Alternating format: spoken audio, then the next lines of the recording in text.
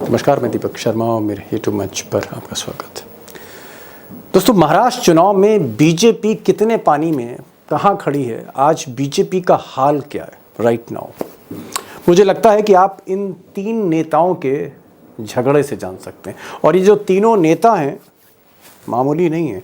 एक साहब chief minister हैं, दूसरे डिप्टी चीफ मिनिस्टर हैं और तीसरे भी डिप्टी चीफ मिनिस्टर हैं। जी हाँ, 2 डिप्टी चीफ मिनिस्टर और 1 चीफ मिनिस्टर। और हाल ये है इनके झगड़े का, या झगड़े इस कदर बढ़ चुके हैं, सारी हदें तोड़ चुके हैं कि आज की तारीख में चुनाव के समय इन तीनों लोगों में बातचीत ना के बराबर, ऑलमोस्ट नो डिस्कशंस। बेहतर यही होता कि चुनाव के समय, और वो भी चुनाव देश के सबसे अमीर राज्य का, महाराष्ट्र का, उत्तर प्रदेश के बाद second most important state Maharashtra, सबसे ज़्यादा सीटें यूपी के बाद, होना तो ये चाहिए था कि इस आग को, ये जो झगड़े की आग है, इसको मोदी शाह बुझाते या कोई और बुझाता, मोहन भागवत बुझाते। लेकिन आज गजब हो गया। आज आग में पानी डालने की जगह, बुझाने की जगह, आज फडणवीस के लोगों ने इस आग में, झगड़े की आग में घी डाल दिया, और घी भी खूब सारा डाला है। दरअसल नागपुर में आज फडणवीस कैंप ने पोस्टर्स लगा दिए, बड़े बड़े बैनर्स लगा दिए, जिसमें फडणवीस को सीएम के फेस के तौर पे प्रोजेक्ट किया गया, और बीजेपी की तरफ से कोई खंडन नहीं आया। Devendra Fadnavis being pitched as the next chief minister of the Mahayuti.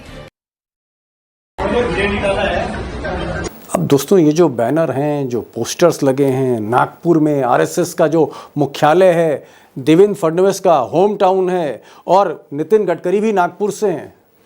In banners का जो मैसेज है बहुत क्लियर है कि फडणवीस ही मुख्यमंत्री होंगे अगर महायुति जीतती।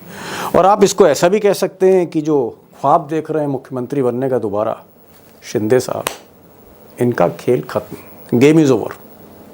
अब उधर एकनाथ शिंदे भी कम नहीं है, और ऐसा लगता है मुझे कि जैसे चीफ मिनिस्टर की कुर्सी पर बैठने के बाद शिंदे का नशा उतर नहीं रहा सत्ता का। उनको अब चीफ मिनिस्टर ही बनना है हर कीमत पर, और इसलिए शिंदे हर तरह के तीर छोड़ रहे हैं। ना अमित शाह का डर है, ना मोदी का डर है।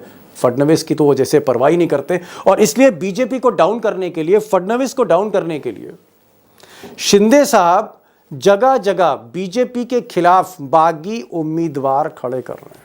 मिसाल के तौर पर माहिम सीट देख लीजिए। माहिम बड़ी इंपॉर्टेंट सीट है मुंबई की। माहिम का नाम तो सुना होगा आपको। माहिम से राज ठाकरे, एमएनएस के नेता राज ठाकरे, बाला साहब के भतीजे, इनका बेटा जो है अमित ठाकरे चुनाव लड़ रहा है। और देवेंद्र फडणवीस ने कहा कि भाई चाहे कुछ हो, महायुति में राज ठाकरे साहब हों या ना हो, एनडीए में हो या ना हो, लेकिन साहब के भतीजे हैं, हिंदुत्व के फेस हैं, तो हम इनके साथ हैं। फडणवीस ने कहा कि समूची बीजेपी अमित ठाकरे, राज ठाकरे के बेटे को सपोर्ट करेगी। ये ऐलान कर दिया, माइक पर ऐलान किया, मंच से बोले। लेकिन साहब शिंदे तो शिंदे ठहरे। उन्होंने कहा ठीक है। शिंदे ने इसी सीट पर, जहां बीजेपी और एनडीए ने कहा कि साहब हम राज ठाकरे के बेटे को सपोर्ट करेंगे, शिंदे ने अपने खास आदमी सदा सरवानकर, उनको यहां इस सीट से उतार दिया है। और कोशिश हो रही है कि शिंदे के आदमी को बैठाया जाए। दिल्ली से भी फ़ोन आ रहे हैं, शिंदे मानने को तैयार नहीं। यानी राज ठाकरे के लड़के के अगेंस्ट अब शिंदे लड़ेंगे, बिग बैटल। सवाल इस बात का है कि ये सिर्फ माहिम तक सीमित नहीं है, माहिम तक सीमित नहीं। कई ऐसी सीटें हैं जो मैं आपको गिनाता चला जाऊंगा, जहां शिंदे के लोग, चाहे वो बागी हों या उनकी पार्टी के टिकट पर हों, वो खड़े कर दिए गए। यानी कहीं ना कहीं जिस डाल पे बीजेपी बैठी है, अजीत पवार बैठे हैं, उस डाल को तो नहीं, लेकिन डाल के कई हिस्सों पे आरी चल रही है, और वो आरी शिंदे के लोग चला रहे हैं। ये आलम है।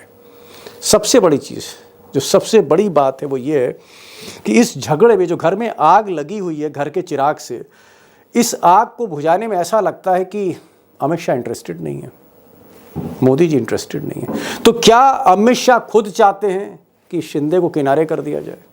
मोदी खुद चाहते हैं शिंदे को किनारे कर दिया जाए। क्या शिंदे से अब मतलब निकल चुका है?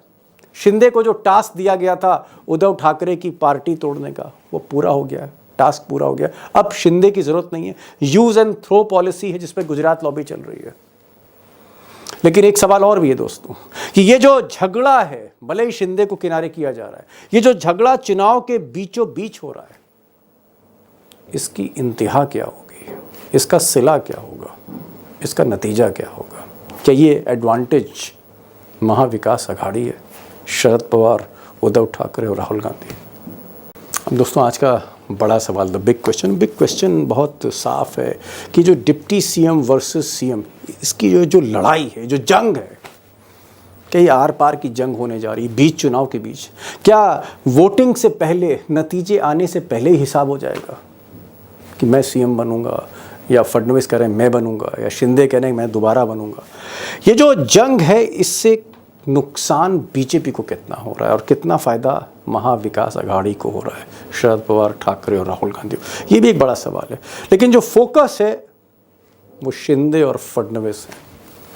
ये लड़ाई छोटी नहीं है दोस्तों, ये लड़ाई इस चुनाव में बहुत भारी पड़ने वाली है। दो खास मेहमान हैं, मुंबई से मैंने इनवाइट किया है सुधीर सूर्यवंशी को, जो इस लड़ाई को बहुत बारीकी से देख रहे हैं और एक पर्सपेक्टिव जानने के लिए, एक सेकंड ओपिनियन जानने के लिए कि दूसरी राय क्या है, आम राय क्या है, उमाकांत लखेड़ा साहब को भी मैंने बुलाया कि ज़रा इसको एसेस करिए कि झगड़ा कहाँ ख़त्म होगा, नुकसान किसको हो रहा है, फ़ायदा किसको हो रहा है। सुधीर जी, अब तो पोस्टर भी बाहर आ गए। पहले ये कहा जा रहा था कि साहब मुख्यमंत्री जो है उसका चेहरा क्लियर नहीं होगा, लेकिन सुधीर जी अब तो बीजेपी का जो सीक्रेट था कि मुख्यमंत्री कौन होगा, ये तो अब बाहर आ गया है। देवेंद्र फडणवीस जो हैं वो चीफ मिनिस्टर के फेस हैं, और नागपुर जहां आरएसएस का मुख्यालय है वहां पोस्टर नहीं लगे, बड़े बड़े बोर्ड लगे हुए हैं, और इन बोर्ड को कोई हटा नहीं रहा है। ये बोर्ड की चर्चा हो रही है और कोई खंडन नहीं आ रहा है। साफ तौर पे लिखा गया है कि देवेंद्र फडणवीस मुख्यमंत्री बनकर आ रहे हैं। यानी मुख्यमंत्री वो बने ना बने, लेकिन क्या आपको लगता है कि एकनाथ शिंदे का चैप्टर, किताब खत्म, गेम ओवर, एकनाथ शिंदे का, वो रेस से बाहर हो गए? दीपक जी, मैं पहले आपको बधाई देना चाहता हूं। आपको याद होगा कुछ दिन पहले हमने शो किया था कि देवेंद्र फडणवीस को आरएसएस का एक बड़ा सेक्शन है उनको बैकिंग कर रहा है, और उनको वापस देवेंद्र फडणवीस महाराष्ट्र सीएम के तौर पर उनको देखना चाहते हैं।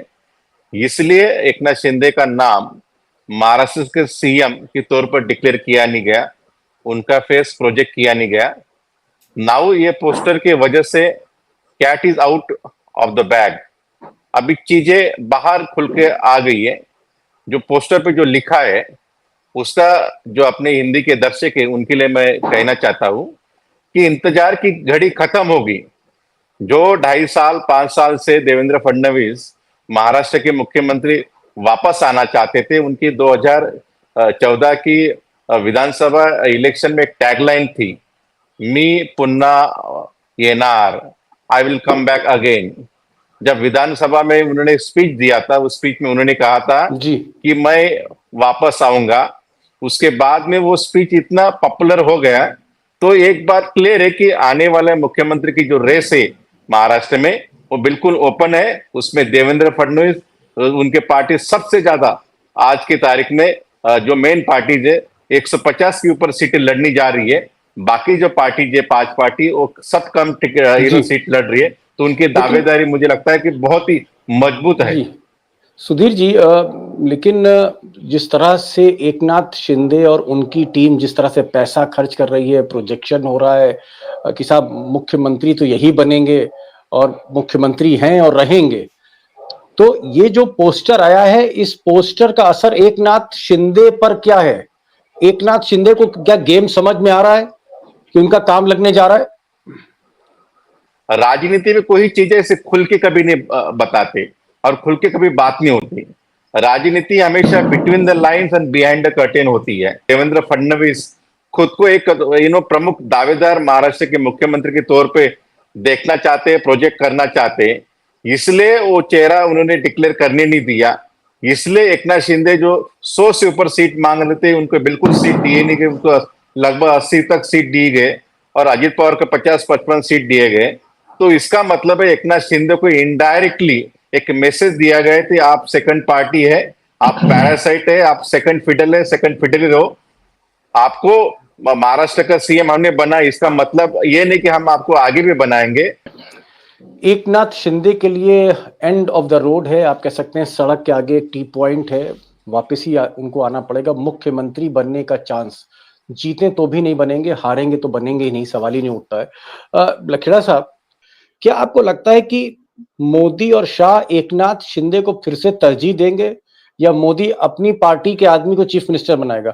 मोदी एकनाथ शिंदे के जरिए राज करेंगे अगर सरकार बनती महायुति की, या फिर फडणवीस ही हैं?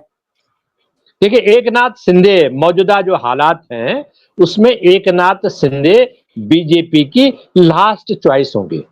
जब नंबर गेम के माध्यम को जो गवर्नमेंट बनती है, चाहे वो सेंटर में बनती है या स्टेट में बनती है या म्यूनिसिपैलिटी में बनती है, जो बहुमत का डेमोक्रेसी में, लोकतंत्र में नंबर गेम का बड़ा भारी महत्व है। 288 के हाउस में उसका 50% अगर है, मैनेज कर लिया इन्होंने, 145 के करीब मैनेज कर लिया, तो ये इनके लिए अगर ये इसके बिना मुझे नहीं लगता, जो आज के हालात हैं महाराष्ट्र की पॉलिटिक्स के और महायुति के हालात हैं, ऐसा दूर दूर तक भी मुझे नहीं दिखाई देता कि भारतीय जनता पार्टी अपने बल पर इतनी सीटें ले आएगी। और एकनाथ शिंदे, आप एकनाथ शिंदे को कम आंक करके मत देखिए, अंडरमाइन मत कीजिए। एकनाथ शिंदे इस इलेक्शन में, मैं सुधीर जी मेरी बात को गौर से देखेंगे और रिएक्ट भी करेंगे, कि एकनाथ शिंदे ने बहुत सारे सीटों पर रेबल खड़े करने का इंतजाम 3 महीने पहले से कर दिया था।